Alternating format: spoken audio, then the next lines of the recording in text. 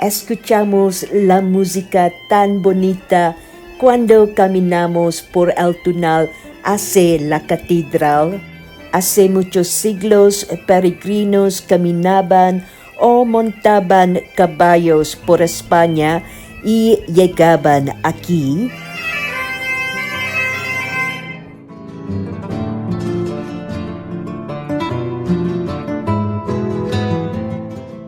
We tried to follow the footsteps of the pilgrims, even though we are not doing the Camino ourselves, and it's such a magical feeling.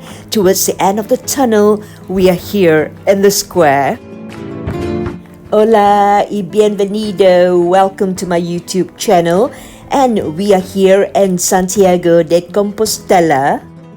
Santiago de Compostela is a very popular tourist destination, especially among the domestic tourists in the summer. A good reason being the northern part of Spain is much cooler than the rest of the country during the scorching summer days. But the biggest draw of Santiago de Compostela is that this is the focal point of the pilgrims on the Camino de Santiago. This cathedral is the final destination of the pilgrims who go on the Camino de Santiago, and it is where the tomb of Saint James can be found. When the Camino de Santiago, or in English the Way of St. James, began in the 9th century, it was mainly for religious reasons. Nowadays, every year, there are hundreds of thousands of people who walk the Camino de Santiago and arrive here at the final destination in Santiago de Compostela, and most of them are not doing it for the religious reason anymore. For many walkers or pilgrims, it's a journey of self-discovery or even a rite of passage, especially for those of them who just finished high school or graduated from university, the latter of which is a very popular rite of passage in South Korea. Well, I've been told that by a friend of mine who lives in Korea. And some people embark on the Camino de Santiago simply because they enjoy the walking. Yes, there are some people who bring their dogs with them on the Camino de Santiago, and the doggies who do the Camino are known as the peregrinos. Camino de Santiago is definitely on my bucket list, but I don't think I'm fit enough for the full length of 500 miles, but I'm definitely aiming for the shortest Camino.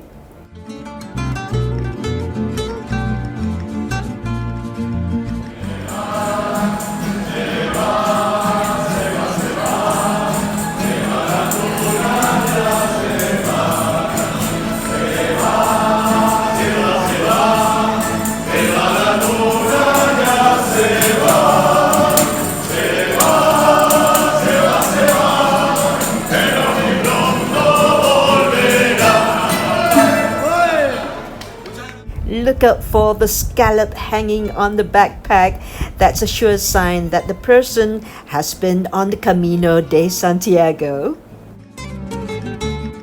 I just love the whole ambience of the plaza in front of the cathedral to watch the arrival of the walkers who just completed the Camino, the pure elation on their faces, the pure joy, and some of them, like this guy here, absolutely knackered.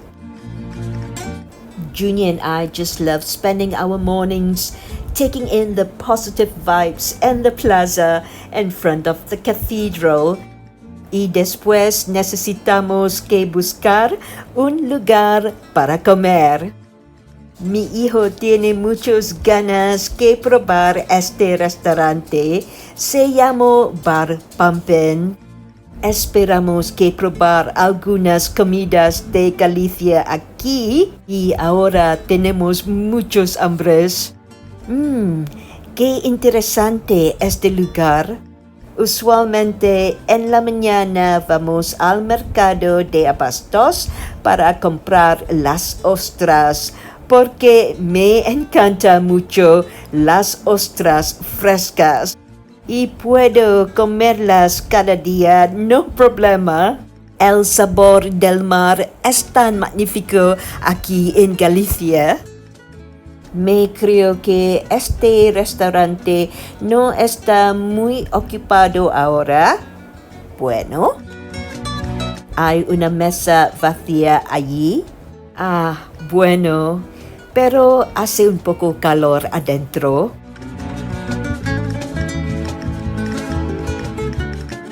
I really wanted to try the empanada de beberechos or cockles empanada here in Bar PAMPIN. Unfortunately, either they ran out or they don't have them today, and I'm totally gutted. Spanish empanadas are traditionally a pastry filled with grounded beef, and they have the same thing, also called empanadas, in Portugal. And here's an interesting foodie bite for the Malaysians who are watching. It is said that our curry puffs actually originated from empanadas brought by the Portuguese when they settled in Malacca in the year 1511.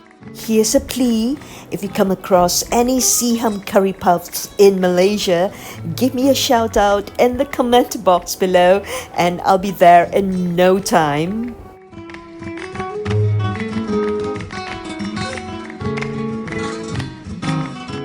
Yay! Mira, el plato de principal. Oh, wait a minute. What do you call partridge in Spanish? It's perdiz, and this is how you spell it. Our partridge is very tender. It's almost falling off its bone, and you can literally slurp up the broth, which is very, very flavorful. This partridge dish is called perdiz and escabeche, and traditionally it's marinated in white wine and vinegar and cooked in a large cazuela or carzuela. Excuse us while we pick on the meat very slowly here, enjoying every single bite of every single morsel. This partridge dish is very typical of a cocina gallega, that's a Galician kitchen, and also partridge is very different from chicken. As far as chicken is concerned, you'll have to make sure that it's well cooked, but not so for partridge. Partridge doesn't have to be well cooked like chicken, and it's perfectly fine to serve it pink. Another interesting partridge dish that you can find in Spain, I'm not too sure about Galicia, is perdiz con chocolate. That's partridge cooked in bitter chocolate. En general, no me gusta el postre. Muy extraño, ¿no? Así que un plato del postre solo para mi hijo. Y le dijo que no necesita que compartir conmigo.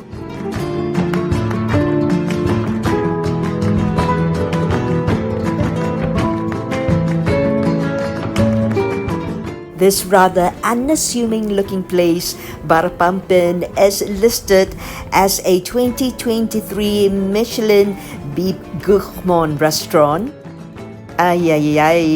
I always have the problem with the correct pronunciation. I can't decide between Michelin or Michelin. I humbly stand corrected, and you can correct my pronunciation in the comment box below.